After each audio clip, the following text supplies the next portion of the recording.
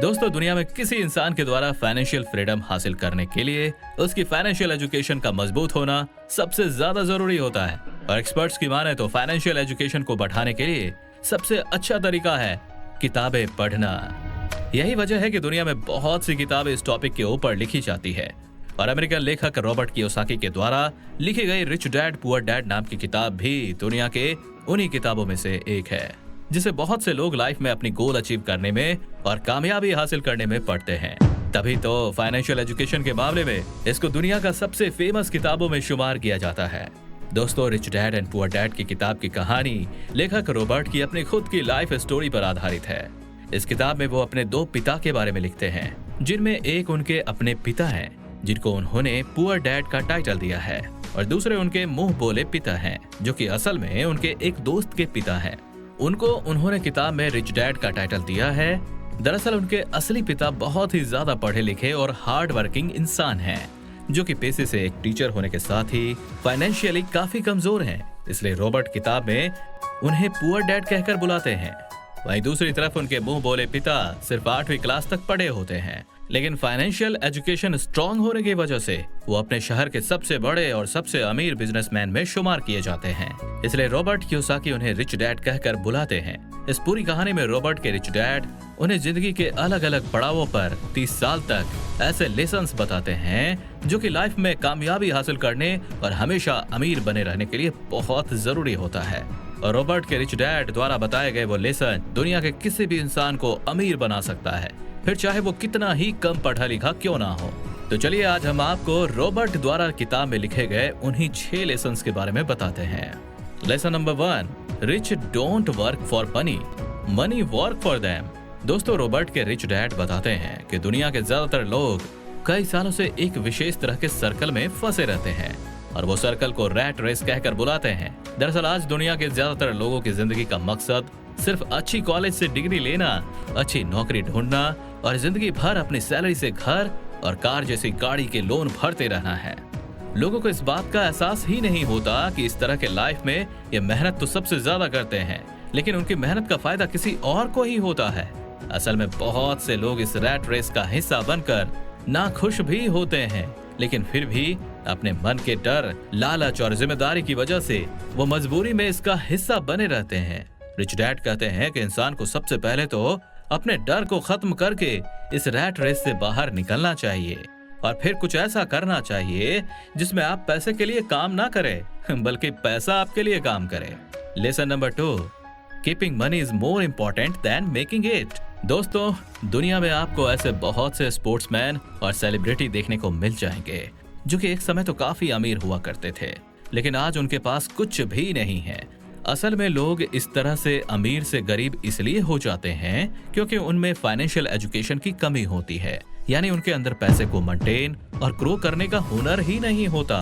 Rich dad financial literacy का example देते हुए कहते हैं, पूरी दुनिया में घर को एक असेट्स माना जाता है, जबकि उनके अनुसार घर कोई असेट्स नहीं बल्कि एक लायबिलिटीज होती है, क्योंकि असेट्स तो वो होता है जो आपके पैसे को समय के साथ ही और भी ज्यादा बढ़ा देता है, जबकि घर के मामले में आपको कई सालों तक उसकी EMI और लोन चुकाने पड़ते रहते हैं, जिसके चलते आपकी जेब में पैसा आता नहीं बल्कि सिर्फ जाता है। यानी कि रिच डैड सिर्फ उन चीजों को असेट्स मानते हैं जो कि आपको घर बैठे पैसे कमा कर देती है। वो कहते हैं कि अमीर बनने के लिए सिर्फ पैसा कमाना ही काफी नहीं होता, बल्कि पैसे को कमा कर उसको मेंटेन कैसे किया जाए ये सीखना सबसे ज्यादा इम्पोर्टेंट होता है। Lesson number 3, get in your business along with your job. दोस्तों, दुनिया में जब किसी इंसान को उसकी पसंदीदा जॉब मिलती है तो वो पूरी जिंदगी उसी को करने का मन बना लेता है और फिर बिना कुछ सोचे समझे अपनी पूरी लाइफ उसी जॉब को करने में बिता देता है। रिच डैड कहते हैं कि दुनिया का कोई भी इंसान चाहे तो अपनी जॉब के साथ ही वो कुछ दूसरे काम भी कर सकता है और बिना अपनी जॉब को छोड़े एक और नए बिजनेस एम्पायर का किंग बन सकता है।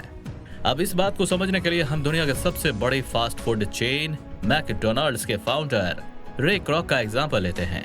अगर हम लोगों में से किसी से भी सवाल पूछा जाए कि रे क्रॉक किस बिजनेस से पैसा कमाते हैं, तो फिर हम लोगों में से सभी लोगों का ये जवाब होगा कि फास्ट फूड बिजनेस से यार। लेकिन असल में रे क्रॉक का मेन बिजनेस फास्ट फूड नहीं बल्कि रियल एस्टेट है। जी हाँ, क्योंकि मैकडोनल्ड की बिजनेस को बड़ा करते करते वो आज पूरी दुनिया के अंदर सबसे बड़े रियल एस्टेट ओनर बन चुके हैं। यानी कि फास्ट फूड बिजनेस करते करते उन्होंने रियल एस्टेट का ऐसा एम्पायर खड़ा कर दिया जो कि आज उन्हें बिलियनियर की लिस्ट पर रखता है। इस तरह एक आदमी भी अपनी जॉब को करने के साथ साथ ही कुछ ऐसे सोर्स ऑफ इनकम क्रिएट कर सकता है जो कि उसको वेल्थी बनने में मदद करता है। Lesson number 4, taxes are only for middle class and poors. दोस्तों, इस लेसन में रिच डैड टैक्सेस के हिस्ट्री के बारे में बताते हुए कहते हैं, टैक्सेस असल में अमीर और गरीब के बीच मौजूद फर्क को खत्म करने के लिए बनाया गया एक सिस्टम था। यानी शुरुआत में सिर्फ अमीर लोगों पर ही टैक्स लगता था और फिर टैक्स के उन पैसों को गरीबों की सुविधाओं पर खर्च किया जाता था। लेकिन समय के साथ साथ धीरे धीरे मिडिल और अपर मिडिल क्लास पर भी टैक्स लगना शुरू हो गया। और अगर आज की बात करें तो यह मामला पूरी तरह से उल्टा हो चुका है, क्योंकि आज अमीर लोग अपने दिमाग का इस्तेमाल करके खुद को टैक्स देने से बचा लेते हैं और सरकार के खाते में जो सबसे ज्यादा टैक्स जमा होता है वो मिडिल और अपर मिडिल क्लास के द्वारा ही जमा किया जाता है।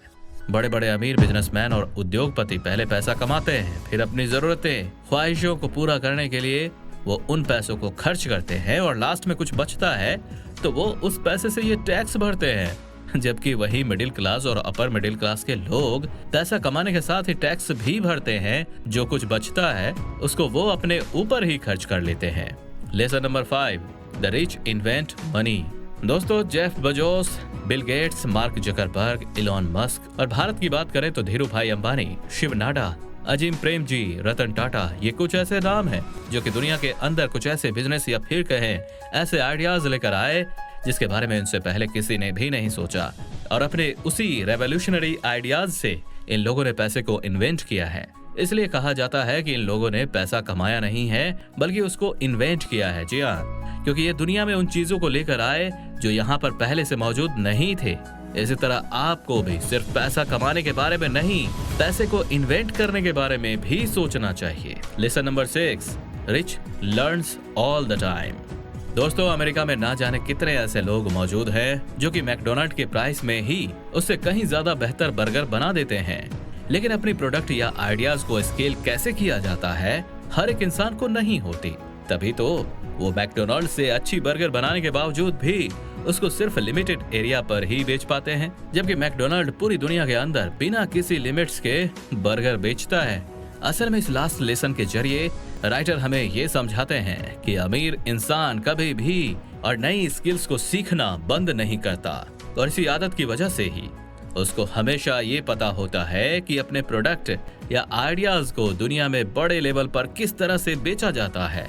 आई होप आपको ये वीडियो पसंद आया होगा। इसे लाइक एंड शेयर करना ना भूलें और आगे की वीडियोस के लिए चैनल को सब्सक्राइब जरूर करें। तो फिर मिलते हैं एक और इंटरेस्टिंग वीडियो के साथ, तब तक के लिए जय हिंद।